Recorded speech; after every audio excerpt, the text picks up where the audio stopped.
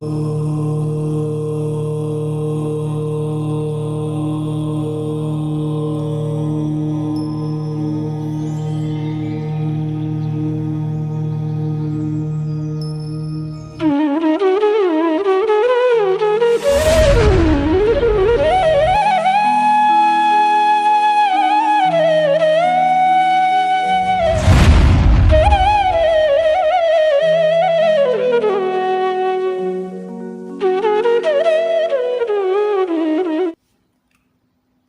ह्रीम अरहम णमोजिनाणम।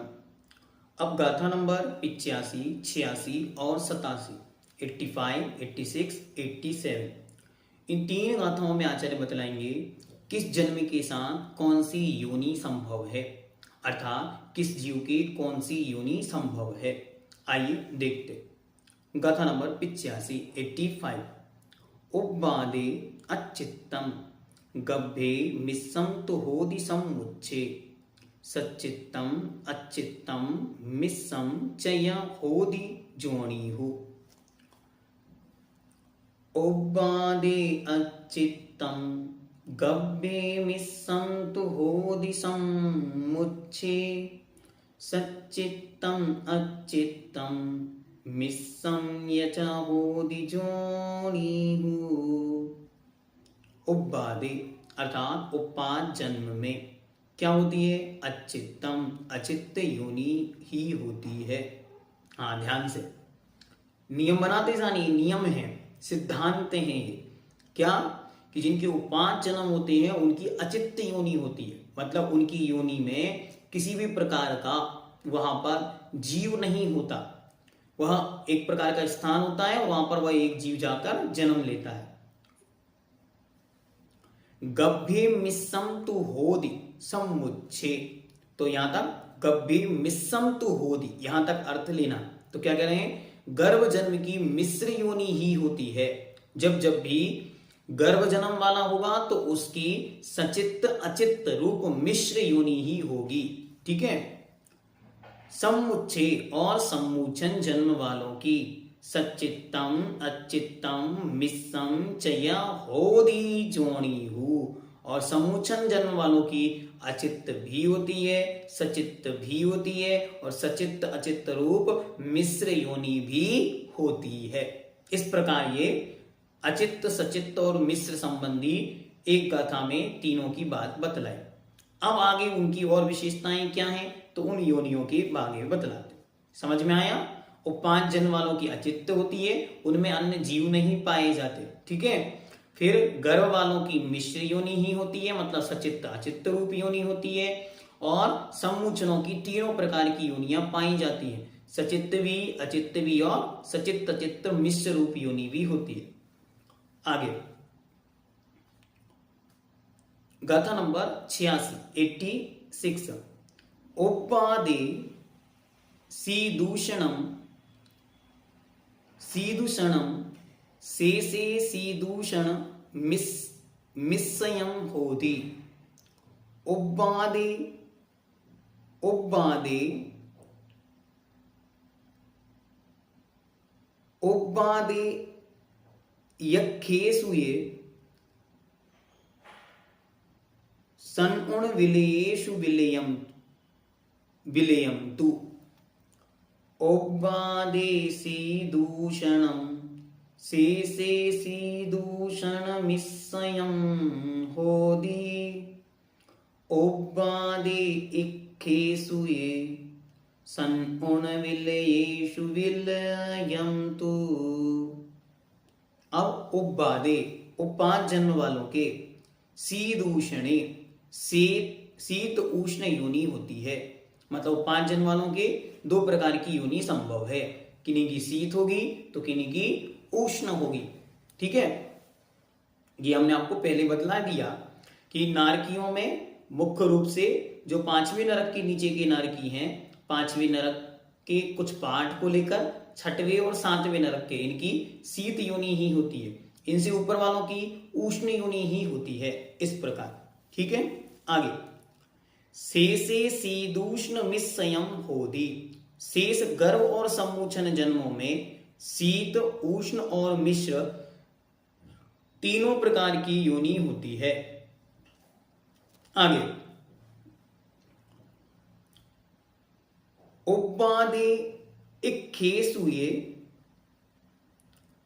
संपूर्ण विलयेषु विलयम, तो उपाद जन्म वालों की तथा एक इंद्रिय जीवों की योनि संवृत ही होती है।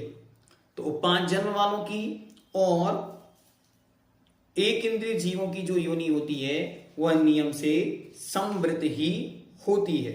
ऐसा इन्होंने यहां पे शब्द दे दिया कि उनकी योनि तो संवृत ही होती है।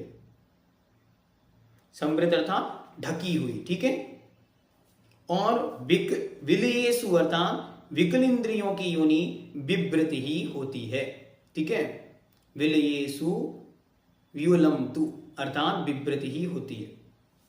अब आगे कहते हैं गाथा नंबर 87, गब्भत जीवाणम पुण मिस्सम नियमेन होदि जोणीहु समुच्छन पंचखे विलयम वा व्यूल जोणीहु। गब्भत जीवाणम पुण मिस्सम नियमेन होदि जोणीहु समुच्छन पंचखे विलंबा व्यूल जोणीहु। गर्भत जीवाणाम पुनः, गर्भत जीवों की पुनः मिश्र योनि होती है, ठीक है। गर्भत जीवों की मिश्र योनि होती है। नियमेन भवती योनि ही, तो गर्भत जीवों की योनि नियम से सम्मिश्र संवृत अर्थात संवृत विवृत की अपेक्षा मिश्रित ही होती है। एक एक की अपेक्षा लगाते जाना वरना कंफ्यूजन हो जाएगी, ऐसा ऐसा क्यों कह दिया। तो पहले अपेक्षा किसकी अपेक्षा, सचित चित्त की अपेक्षा कही, फिर शीत उष्ण की अपेक्षा कही और फिर संवृत विवृत की अपेक्षा। तो संवृत विवृत की अपेक्षा कैसी है, मिश्र ही है। फिर पंचेंद्रिय सम्मुचन जीवों की विकल इंद्रियों की तरह विवृत योनि ही होती है, अर्थात इनकी खुली हुई योनि ही होती है। किन किन की, सम्मुचन की, पंचक्के अर्थात पंच इंद्रिय सम्मुचन जीवों की, विकल इंद्रियों की कैसी योनि होती है, विवृत अर्थात खुली हुई योनि ही होती है। इस प्रकार ये नियम है, इनको आपको इसी रूप में याद करना होता है। इसमें कोई चेंज नहीं होता कि कोई बदलाव आ जाए, जिसकी जो योनि कही है उसकी वही योनि होती है, ठीक है। एक बार फिर से देख लेते। गर्भ की अपेक्षा यदि हम देखेंगे तो गर्भ में एक एक को लगा दे कंडीशन। तो पहले मानो उपाद जन्म में, तो उपाद जन्म में अचित्त योनि होती है। अचित्त के साथ साथ दूसरी इक्वेशन क्या बनानी, शीत और उष्ण में से कोई एक योनि होती है। शीत भी हो सकती है और उष्ण भी हो सकती है, ठीक है। और संवृत योनि होती है, ठीक है। ये तीन कंडीशन बनाई उपाद के साथ। अब आते हैं गर्भज के साथ। तो गर्भज के साथ मिश्र योनि होती है। कौन सी मिश्र होती है, तो उनके साथ सचित्त अचित्त रूप योनि होती है। फिर शीत उष्ण में आएंगे तो शीत उष्ण और मिश्र तीनों प्रकार की योनि होती है। फिर मतलब सर्दी शीत भी, उष्ण भी और शीत उष्ण भी। और यहाँ पे आएंगे तो यहाँ पे भी गर्भ जन्म वालों की मिश्र योनि नियम से होती है, तो इनकी संवृत विवृत योनि बन जाती, खुली हुई बंद, ठीक है। इस प्रकार फिर ऐसे ही क्रमशः चारों में लगाएंगे, इन कंडीशनों में लगाएंगे तो तीन कंडीशन है, एक उपाद जन्म, एक गर्भ जन्म, एक सम्मुचन जन्म, और तीनों की तीन तीन इक्वेशन है। पहली इक्वेशन में शीत सचित्त अचित्त और मिश्र में से लगानी है। फिर दूसरे में संवृत विवृत और संवृत विवृत में से लगानी है, और शीत उष्ण और शीत उष्ण में से लगानी है। तो किनकी कौन सी योनि है, ये तीन गाथाओं के माध्यम से आचार्य ने अच्छी तरह इसको समझाया। इसको और अच्छी तरह एक बार अगर आपको देखना हो तो आप अच्छी तरह जाके और तत्वार्थ सूत्र में जो द्वितीय अध्याय में योनियों की चर्चा आचार्य ने की है उसकी जो टीका है सर्वार्थ सिद्धि में या तत्वार्थ सूत्र की किसी भी किताब में, वहां पर इसका एक चार्ट बना हुआ है। सामान्य से उस चार्ट को भी आप देख सकते हैं, तो एकदम सरल हो जाएंगे। आप चाहें तो लिख लें एक एक को ऊपर से नीचे तक बना के। ऊपर लिख दें उपाद जन्म और शीत उष्ण में से कौन सी, फिर इसमें से कौन सी, इसमें से कौन सी, इस प्रकार, ठीक है। तो ये योनियों का एक चार्ट बन जाएगा, तो आपको वो अच्छी तरह से याद करने में आसानी हो जाएंगे। चलिए अब आचार्य संख्या बतलाते हैं, किस योनि में कौन सी संख्या कितनी संख्या या किस प्रकार की संख्या होती है, उनकी संख्या क्या है, उसको आचार्य क्रमशः बतलाएंगे। जैनम जयतु शासनम।